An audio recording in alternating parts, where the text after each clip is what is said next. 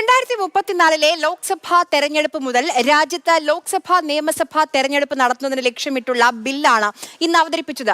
4 അനുച്ഛേദങ്ങളാണ് ഇതിനായി ഭേദഗതി ചെയ്യുന്നത്. ജമ്മു കശ്മീരിലെയും നിയമസഭാ തെരഞ്ഞെടുപ്പുകളും ഒന്നിച്ച് നടത്താനുള്ള ഭേദഗതി ബില്ലും അവതരിപ്പിച്ചു.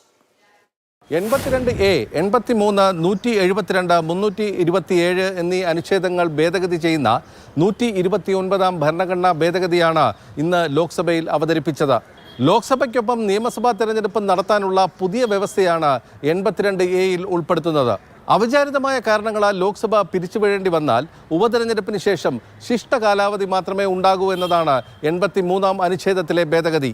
നിയമസഭകളുടെ കാലാവധിക്ക് മുമ്പ് ഉപതെരഞ്ഞെടുപ്പ് വേണ്ടി വന്നാൽ ശിഷ്ട കാലാവധി മാത്രമേ ഉണ്ടാകൂ എന്നതാണ് 172ാം അനുച്ഛേദത്തിൽ ഉൾപ്പെടുത്തുന്ന പുതിയ വ്യവസ്ഥ. നിയമസഭാ മണ്ഡലങ്ങളുടെ പുനർവിഭജനത്തിന് ശേഷം മാത്രമേ രാജ്യത്താകമാനം ഒറ്റ തെരഞ്ഞെടുപ്പ് ഉണ്ടാകൂ എന്ന് വ്യവസ്ഥ ചെയ്യുന്നതാണ് 327ാം അനുച്ഛേദത്തിൽ വരുത്തുന്ന മാറ്റം. 2029 ലോക്സഭാ തെരഞ്ഞെടുപ്പിന് ശേഷം മാത്രമേ പുതിയ നിയമം നിലവിൽ വരികയുള്ളൂ. ഈ സഭയുടെ കാലാവധിക്കൊപ്പമായിരിക്കും നിയമസഭകളുടെയും കാലാവധി. ചിലത് കൂട്ടേണ്ടി വരും, ചിലത് കുറയ്ക്കേണ്ടി വരും.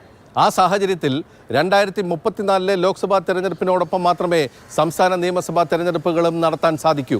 ഭരണഘടനാ ഭേദഗതിക്ക് 3/2 ഭൂരിപക്ഷം ഇരു സഭകളിലും ആവശ്യമാണ്. പകുതിയിലധികം സംസ്ഥാന നിയമസഭകളുടെ പിന്തുണയും ആവശ്യമാണ്. അതേസമയം കേന്ദ്രഭരണ പ്രദേശങ്ങളിലെയും ജമ്മു കാശ്മീരിലെയും നിയമസഭകളിലെ തെരഞ്ഞെടുപ്പും ഒപ്പം നടത്താനുള്ള ഭേദഗതിക്ക് കേവല ഭൂരിപക്ഷം മതിയാവും. ബസന്ത്, മാതൃഭൂമി ന്യൂസ്, ഡൽഹി.